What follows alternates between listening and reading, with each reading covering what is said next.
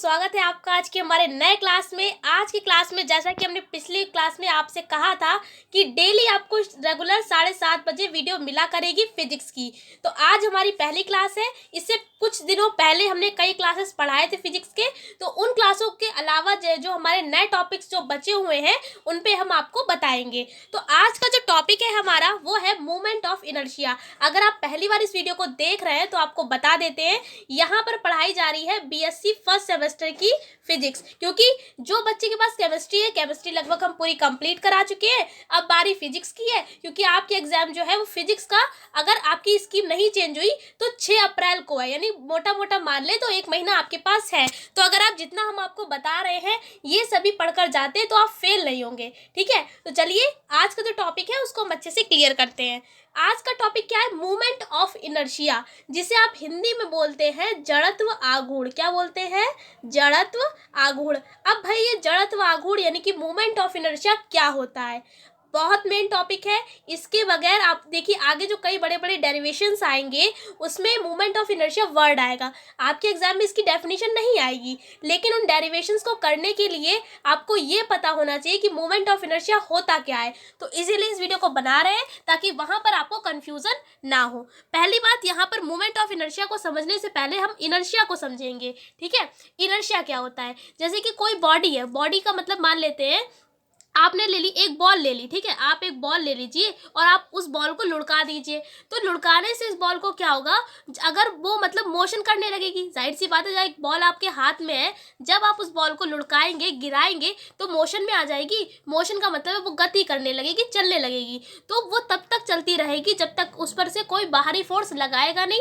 जैसे कि कहने का मतलब है कि अगर आप उसको अपने हाथों से रोकेंगे नहीं, बाहर से कोई भी फोर्स लगाकर उस बॉल को रोकेंगे नहीं, तब तक वो बॉल रुकेगी नहीं। और अगर वो मान लेते हैं आपने क्या किया, बॉल को एक जगह पर रख दिया है तो वो रखी ही रहेगी अपनी जगह पर। ऐसा तो है नहीं कि वो रखी है अपनी जगह पर, कोई किसी ने एक्सटर्नल फोर्स लगाया भी नहीं, फिर भी एक स्थान से दूसरे स्थान पर वो चली गई है। तो ऐसा नहीं होता है। तो कहने का यहाँ से मतलब ये है हमारा कि अगर कोई बॉडी है तो अगर वो रेस्ट स्टेट में है, यानी कि वो केवल विराम की अवस्था में है, उस पर कोई भी फोर्स नहीं लगाया जा रहा है, तो अगर वो रेस्ट स्टेट में है तो रेस्ट स्टेट में ही बनी रहेगी। अगर वो मोशन स्टेट में मतलब मोशन कर रही होगी तो वो मोशन ही करती रहेगी। कब तक? जब तक उस पर से बाहर से कोई उस पर एक्सटर्नल फोर्स अप्लाई ना किया जाए। तो ये होता है इनर्शिया यानी कि जड़त्व, ये प्रॉपर्टी होती है। ठीक है, अब हम बात करेंगे मूवमेंट ऑफ इनर्शिया की, जिसको इंग्लिश हिंदी में बोलते हैं जड़त्वाघूर्ण।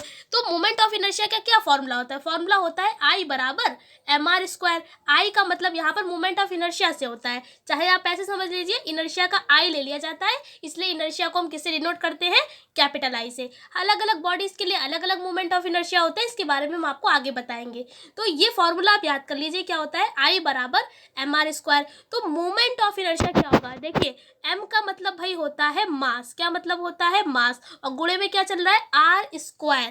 r का मतलब यहाँ पर क्या है? यहाँ पर r का मतलब है रोटेशनल एक्सिस। ठीक है, रोटेशनल एक्सिस क्या होता है? मान लेते हैं यहाँ पर आपने क्या किया है, कोई एक एक्सिस हम बना लेते हैं। ठीक है, ये कौन सी एक्सिस है? वाई एक्सिस है। आपने कोई चीज ली, उसको ऐसे से आप घुमा रहे हैं, गोल गोल गोल गोल घुमा रहे हैं उस चीज को। तो जो एक्सिस के अराउंड जब भी कोई चीज घूमती है उसी को बोलते हैं रोटेशनल एक्सिस के अराउंड। ठीक है, तो ये बात आप याद रखें।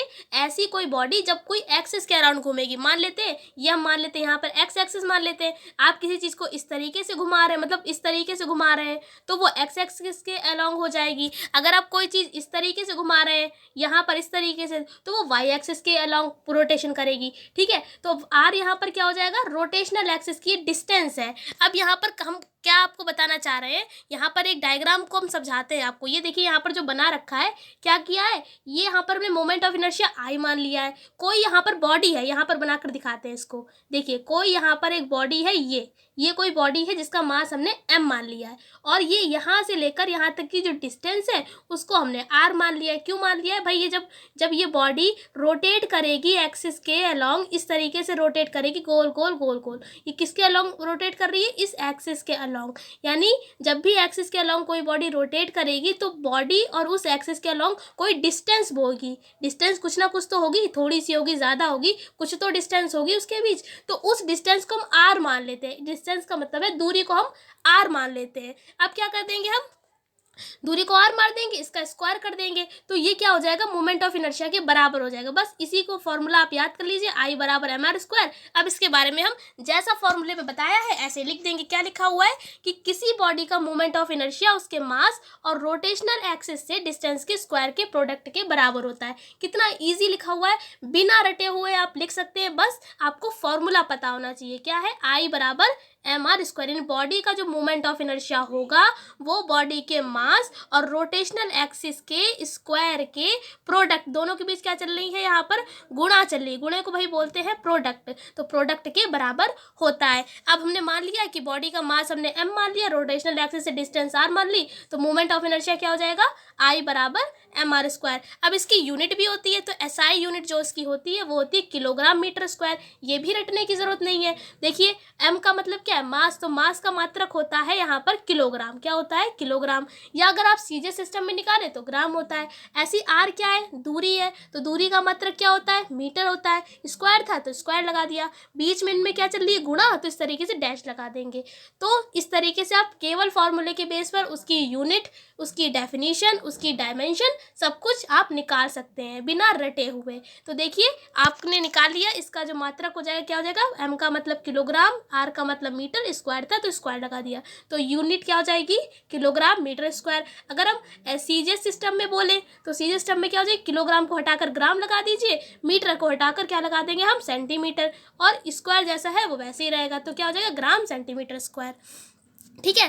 अब इसकी डायमेंशन, तो डायमेंशन क्या हो जाएगी, भाई मास है तो इसको आप हमेशा याद रखिए, जब भी हम डायमेंशन, आपने 11th क्लास में कई सारी निकाली होंगी, तो डायमेंशन को हमेशा इस तरीके से बड़े ब्रैकेट के अंदर रखते हैं। मास को डायमेंशन यानी द्रव्यमान होता है तो कैपिटल एम से लिखते हैं, आर दूरी है, लंबाई है, ऊंचाई है, ठीक है, तो इनको हमेशा एल से लिखते हैं। लेंथ, एल से लेंथ होती है, तो एल का मतलब यहाँ पर दूरी से भी है, लंबाई से भी है, ऊंचाई से भी है, तो कहीं पर भी आपको दिखे तो वहाँ पर एल लिखेंगे। स्क्वायर चल रहा है तो स्क्वायर लगा देंगे, तो डायमेंशन क्या हो जाएगी, एम एल स्क्वायर।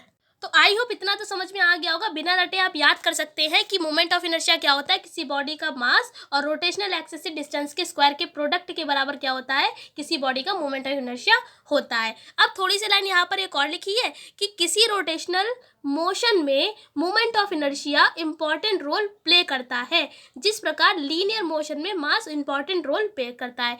इसमें भाई ये बात कही गई है, देखिए moment of inertia two types का होता है, एक लीनियर मोशन में होता है, लीनियर का मतलब क्या होता है, सीधा सीधा रेखीय, और एक होता है एंगुलर मोशन। एंगुलर मोशन क्या होता है, जो इस तरीके से कोणीय, जिसे हिंदी में कोणीय बोलते हैं। तो भाई ये वाला जो है वो मतलब जब भी बात करेंगे कोणीय वाली, तो वहाँ पर जब रोटेशनल मोशन की बात करेंगे तो moment of inertia important role play करेगा, और जब हम लीनियर मोशन की बात करेंगे, मतलब सीधे सीधे जब मोशन हो रहा है, गति हो रही है, तो वहाँ पर मास इंपॉर्टेंट रोल प्ले करता है। ठीक है, फिलहाल तो ऑब्जेक्टिव नहीं आपके एग्जाम में आते, लेकिन आपको पता होना चाहिए कि अगर रोटेशनल मोशन है तो कौन हमारा मोमेंट ऑफ मतलब कौन सा इंपॉर्टेंट रोल प्ले करेगा, तो moment of inertia important role play करेगा, और अगर हमारा लीनियर मोशन चल रहा है तो वहाँ पर मास इंपॉर्टेंट रोल प्ले करेगा। ठीक है, तो इतना आप चीज़ अच्छे से याद कर लीजिए।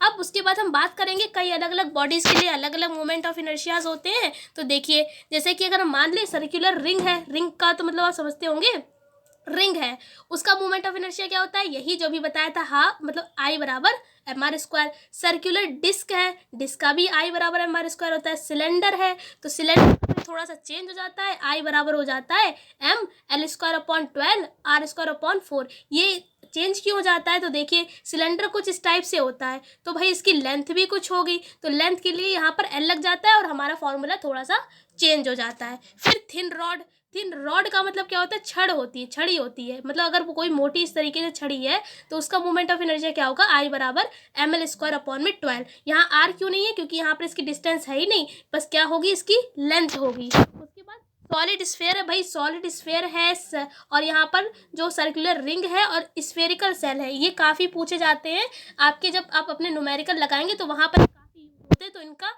ज़रूर याद रखें। सॉलिड स्फेयर क्या होता है, स्फेयर गोला होता है, ऐसा गोला जो पूरी तरीके से भरा हुआ है, तो वो स्फेयर होता है, ठीक है, बीच में खोखला नहीं होना चाहिए। तो उसका हमारा मोमेंट ऑफ इनर्शिया क्या होता है, आई बराबर में 2/5 mr²। और स्फेरिकल शेल है तो उसका होता है आई बराबर 2/3 mr²। तो ये कुछ बॉडीज का मोमेंट ऑफ इनर्शिया था, ये आपको केवल लर्न कर लेनी है इनकी वैल्यूज़, क्योंकि ये वैल्यूज़ जो है आपके जो न्यूमेरिकल आप लगाएंगे तो उसमें काम आती हैं। तो आशा करते हैं, फिलहाल तो ये एग्जाम में आपके नहीं आएगा, लेकिन जैसा कि हमने आपको स्टार्टिंग में ही बता दिया कि ये हमने आपको इसीलिए कराया क्योंकि आगे जो डेरिवेशंस आएंगे उसमें ये वर्ड आएगा, तो वहाँ पर समझाते हैं, इसलिए इससे अच्छा है हमने एक अलग क्लास में ही आपको समझा दिया। तो आशा करते हैं सारी चीज़ें आपको अच्छे से समझा पाए होंगे। हो सके तो वीडियो ज़्यादा बच्चों तक शेयर करें ताकि वो भी इसका फ़ायदा उठा सके। इसकी PDF जो है तो आपको वो टेलीग्राम चैनल पर मिल जाएगी। टेलीग्राम पर अगर आपने अभी तक ज्वाइन नहीं किया है तो ज्वाइन कर लीजिए, डेप्थ स्टडी सर्च करेंगे आपको मिल जाएगा। अभी इसकी PDF अपलोड कर देंगे। ऐसे ही कल मिलते हैं 7:30 बजे। इस क्लास में इतना ही। वीडियो कैसी लगी कमेंट करके ज़रूर बताइएगा। कल मिलते हैं 7:30 बजे। तब तक के लिए जय हिंद, जय भारत।